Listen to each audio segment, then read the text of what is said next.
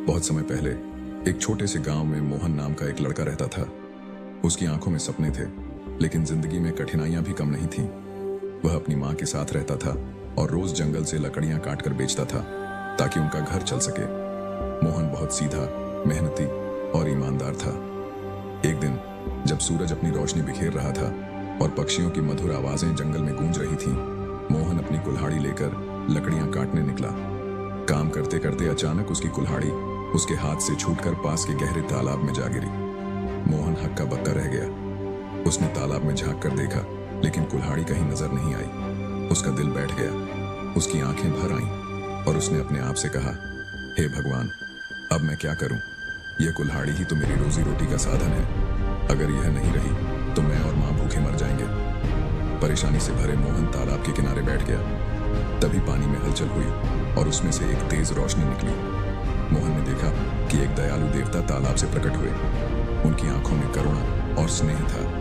देवता ने गहरी आवाज में पूछा, बेटा, तुम इतने उदास क्यों हो? मुझे बताओ, मैं तुम्हारी मदद करूंगा। मोहन ने सिर झुकाकर कहा, हे देवता, मेरी कुल्हाड़ी इस तालाब में गिर गई है। वही मेरी जिंदगी का सहारा थी। कृपया मेरी मदद करें। देवता ने मुस्कुराते हुए कहा, चिंता मत करो, मैं तुम्हारी कुल्हाड़ी ढूंढ कर लाता हूं। यह कहकर वे तालाब में डूब गए। कुछ देर बाद देवता सोने की चमचमाती कुल्हाड़ी लेकर लौटे। उन्होंने मोहन से कहा, क्या यह तुम्हारी कुल्हाड़ी है? मोहन ने कुल्हाड़ी को ध्यान से देखा। उसकी आंखें बड़ी हो गईं, लेकिन उसने सिर हिलाते हुए कहा, नहीं देवता जी, यह मेरी कुल्हाड़ी नहीं है। देवता फिर से तालाब में गए और इस बार चांदी की चमचमाती कुल्हाड़ी लेकर बाहर आए। उन्होंने पूछा, क्या यह तुम्हारी कुल्हाड़ी है? मोहन ने एक बार फिर सिर झुकाकर कहा, नहीं देवता जी, यह भी मेरी कुल्हाड़ी नहीं है। मेरी कुल्हाड़ी तो साधारण लोहे की थी। देवता उसकी ईमानदारी से चकित थे। वे तीसरी बार तालाब में गए और इस बार लोहे की पुरानी कुल्हाड़ी लेकर आए। उन्होंने पूछा, क्या यह तुम्हारी कुल्हाड़ी है? मोहन की आंखों में चमक आ गई। उसने खुशी से कहा, हाँ देवता जी, यही मेरी कुल्हाड़ी है। धन्यवाद, आपने मेरी मदद की। देवता मोहन की सच्चाई और ईमानदारी से बहुत प्रसन्न हुए।